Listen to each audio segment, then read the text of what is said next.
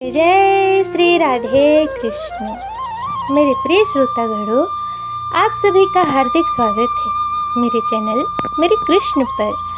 मेरे श्याम सुंदर की कृपा से आप सभी सुन रहे हैं सखियों के श्याम, जिसका अगला अध्याय है प्रेम ना हाट बिकाए। सही तो है, ये प्रेम कहीं हाट या बाजार में तो मिलता नहीं है जिसे खरीद कर हम उन पार ब्रह्म परमेश्वर भगवान श्री कृष्ण को प्राप्त कर सकें। चलिए अब मैं आपको कथा की ओर लेकर चलती हूँ। कल की कथा में आपने सुना कि सुचरिता तमाल वृक्ष से लिपट कर रो रही है।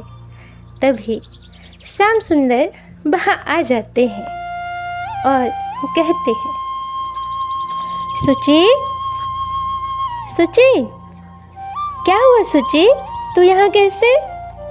यह कौन पुकार रहा है मुझे? संभवतः यमपुरी से बुलावा आ रहा है। मैं प्रस्तुत हूँ भगवान, मेरे प्राणों का अर्घ स्वीकार करो देव, स्वीकार करो। अरे ये क्या बड़बड़ा रही है और तू इतनी दूर कैसे आ गई? आंखें खोल सुची, मैं हूँ कृष्ण। देख तो कहाँ है तू? ले जल पी। गले में जल पहुँचा तो सूखे गले में ठंडक पहुँची। नेत्र अपने आप खुल गए। इधर देख सुची, इतनी दूर कैसे आ गई तू? जैसे ही दृष्टि घुमाकर उस दृष्टि में समाई, मैं झुक कर काँप गई और मेरे रोम रोम लहराकर उठ खड़ा हुआ। नैनों के स्नेह वर्षण और वाणी की मधुरमा ने पुनः चेतना हर ली। जब आँख खुली तो मैं लताओं से घिरे हुए एक कुंज में एक शिला पर लेटी हुई थी। बाईं ओर पत्र पुटक में एक पत्तों के पात्र में जल और पुष्प रखे थे। पैरों की ओर वह त्रिभुवन सुंदर बैठे मेरे तलवों पर हाथ फेर रहे थे। मैं मन ही मन घबरा गई। मैंने झट से अपने पैर समेटकर उठना चाहती थी, लेकिन सदा के बैरन जड़ता ने हिलने की भी अनुमति नहीं दी मुझे जागी देख वे शिलातल से उठ खड़े हुए। स्नेह भरित कंठ से पूछा, अरे अब कैसा जी है सुची, उठाऊं मैं तुमको? उन्होंने उठकर बैठने में सहायता की। ले जल पी। और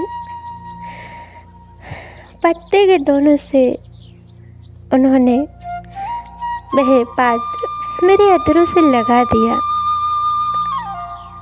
यंत्र चलित की भांति मैं भी पी गई।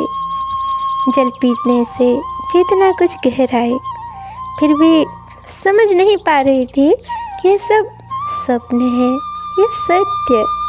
वे मेरे पास बैठ गए और चिबुक उठाते हुए बोलते क्यों नहीं है? मुझसे कोई अपराध हुआ है? मुझसे कोई कष्ट है? तेरा घर इतना समीप है, किंतु तुझे कभी मैंने नंद भवन में नहीं देखा। घाट अथवा रास्ते में भी कभी बोलती नहीं है। मैया को दूसरी गोपियों की भांति उलाना देने भी तो नहीं आते। अवश्य ही तू मुझसे रूठी हुई है ना? सुची इधर देख, क्या मेरी ओर देखना भी तुझे स्वीकार नहीं है? मेरा अंतर हाहाकार कर उठा। शरीर से पसीने का झरना बह चला। प्रत्येक अंग मानो सीता आदित्य से थिरथिर कांपने लगा, मानो जैसे मैं ठिठुर गई हूँ। नेत्रों की वर्षा चाहने पर भी रोक नहीं पा रही थी। हृदय चरणों में लौट जाना चाहता था, उनके पुकार कर कहना चाहता था, नहीं श्यामजू नहीं, ऐसी तो कोई बात नहीं। विधाता की सृष्टि में तुमसे कोई रुष्ट हो सके ऐसा प्राणी ढूंढने पर भी नहीं मिलेगा। नेत्र नेत्र, मेरे तरसते हुए नेत्र उस रूप माधुरी का पान करने के लिए आतुर थे, पर मेरा दुर्भाग्य अड़ा था मेरे आगे। ना कुछ कह सके और ना ही कुछ कर सके। समीप से उठकर वे पुनः मेरे पैरों में जा बैठे। लगभग हाथ जोड़े हुए बोले, मेरे सारे अपराध क्षमा कर दे सुची, मुझसे कोई गलती हो गई हो तो मुझे माफ़ कर देना। उन्होंने अपना गाल मेरे पैरों पर रख दिया और बोले, मैं जैसो तैसो तेरू हूँ। मुझे लगा हृदय और मस्तिष्क में एक साथ अनेकों विस्फोट हो गए। आंखों के सामने काले पीले रंग की चिंगारियाँ उड़ने लगीं। संभवतः मैं पुनः अचेत होकर गिरने जा रही थी कि हृदय का समस्त आवेग करुण चित्कार के रूप में फूट पड़ा और मुझसे निकल ही गया। श्याम सुंदर। तभी उन्होंने मुझे आकर अपनी बाहों में समेट लिया। अंक में लिए हुए ही उन्होंने पीताम्बर से मुख पोंछा मेरा और हवा करने लगे। फिर मेरे होठों पर अपनी उंगली रखकर बोले, तेरे इस एक शब्द ने, तेरे इस एक संबोधन ने मेरे सारे भ्रम मिटा दिए सखी। मैं तो अब तक ये समझ रहा था सुची मुझसे रूठी है। मैं चोर हूँ, काला हूँ, उद्यमी हूँ, इससे तो मुझसे दूरी रखती है, भी हंसती है। इसी कारण तो मेरे सारे उद्यम तुझ पर दृष्टि पड़ते ही शांत हो जाते हैं। मैं डर जाता हूँ सखी तुझे देखकर कि तुझे ये सब पसंद नहीं। तुझे कुछ कहते छेड़ते मुझे संकोच हो आता है। और तो और क्या कहूँ, श्री राधा के सम्मुख भी इतना संकुचित नहीं हुआ मैं। उनके मन की बात तो मैं जानता हूँ, लेकिन तेरा हृदय द्वार तो अर्गला और श्रृंखला से ही नहीं, किसी अभेद दीवार से ढका रहता है। मैं भोला छोरा भला कैसे समझ पाता। इसी से तुझे अनदेखा कर इधर उधर सरक जाता था। कुछ क्षण ठहर कर बोले, मेरी और देखेगी नहीं सुची? लोग कहते हैं मैं बहुत सुंदर हूँ। एक बार देखना, मैं भी तो देखूं तेरी काली पुतलियों में मेरा काला प्रतिबिंब कैसा दिखाई देता है। मैं काला हूँ क्या, इसी से तू नहीं देखती मेरी ओर? मैं बरबस मुस्कुरा दे। इस भोलेपन की भी कोई सीमा है भला? अंजलि में भरकर उन्होंने मेरा मुख ऊपर उठा दिया और बोले, सुची, न जाने क्या था उस स्वर में। लगा कि भारी भार की अवहेलना कर ये पल के धीरे से ऊपर उठ गई। वह कमल मुख समीप था, बहुत समीप। चिरकाल का त्रसित पथिक मानो सरोवर के निर्मल जल पर झुक गया हो, जैसे प्यासे को पानी मिल गया हो। मुझे तो याद ही नहीं कितने समय तक ये आंखें उनकी रूप सुधा का पान करते रहे। ध्यान टूटा।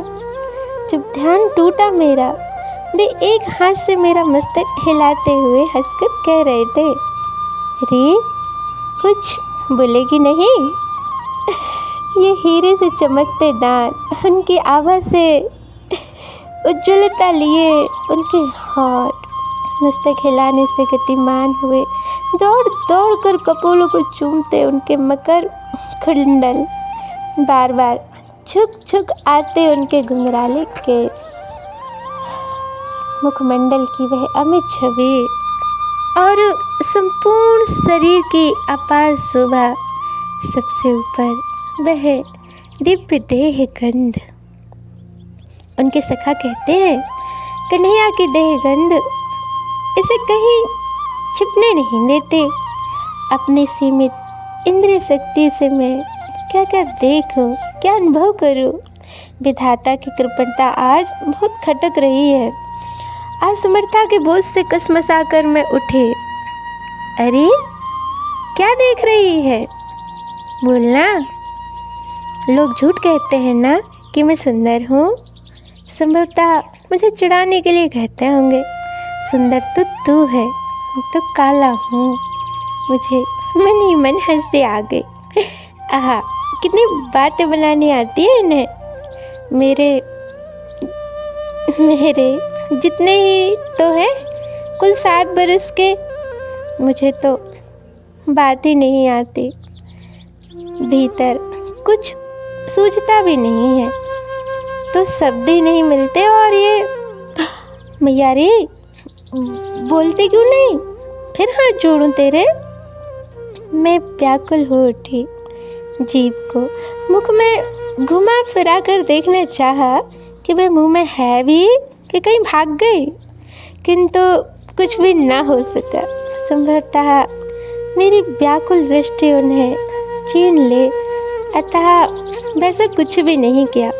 पर फिर वे खींचते हुए बोले, अगर तू नहीं बोलेगी तो मैं तेरी नाक खींच लूँगा। मुझे अनायास हंसी आ गई। उन्होंने प्रसन्नता के आवेग में मुझे अपनी बाहों में दबा लिया। मैं आनंद मूर्छा में डूबने लगी।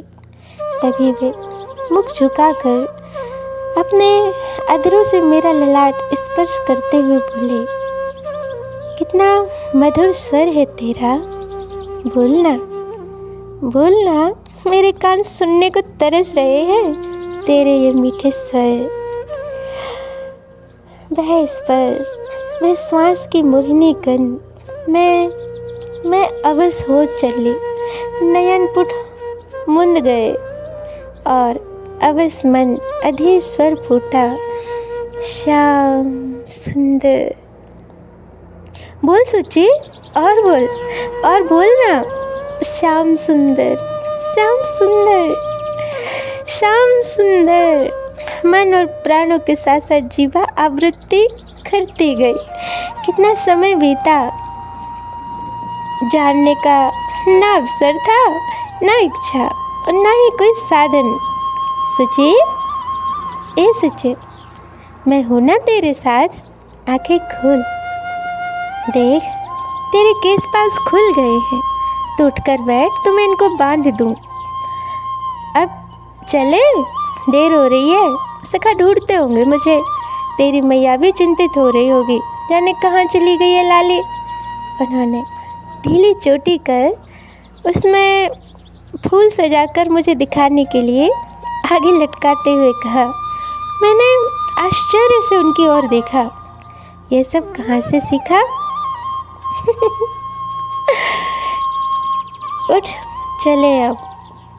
उन्होंने हाथ पकड़कर उठा दिया मुझे। अब तो चुप नहीं रहेगी ना? कैसे, क्यों आई थी यहाँ इतनी दूर? बोलना। मैं मन ही मन उत्तर खोजने लगी।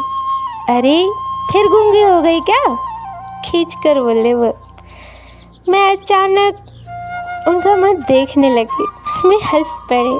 इससे लोग कहते हैं, हाँ, इसीलिए लोग कहते हैं सुच्ची के मोड़े में जीवा ना आए, कि मेरे मुंह में जीव है ही नहीं। तमाल वृक्ष को देख चलते चलते रुककर मैंने उसको प्रणाम किया। उन्होंने कहा, अरे यहाँ कोई देवता है का?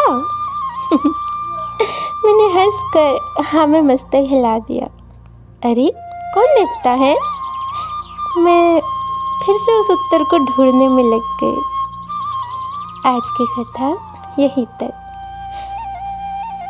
आप सभी को इस कथा में कौन सा दृश्य और कौन सा प्रसंग सुनने में अच्छा लगा, प्लीज़ कमेंट करके मुझे बताइएगा। और हाँ, यदि आप सभी को ये कृष्ण कथाएं अच्छी लग रही हैं तो मेरे चैनल को लाइक और सब्सक्राइब करना भूलना मत। मिलते हैं अगली कथा में एक नई सखी की विरह कथा को लेकर। जय जय श्री राधे कृष्ण।